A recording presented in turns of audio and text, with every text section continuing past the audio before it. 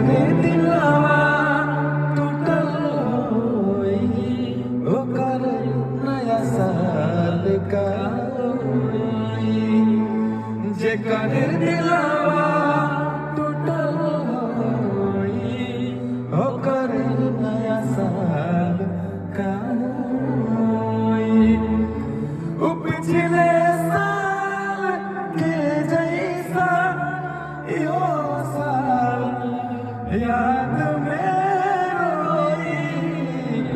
जेकर दिलवा टूटल होई ओकर नया साल का होई जेकर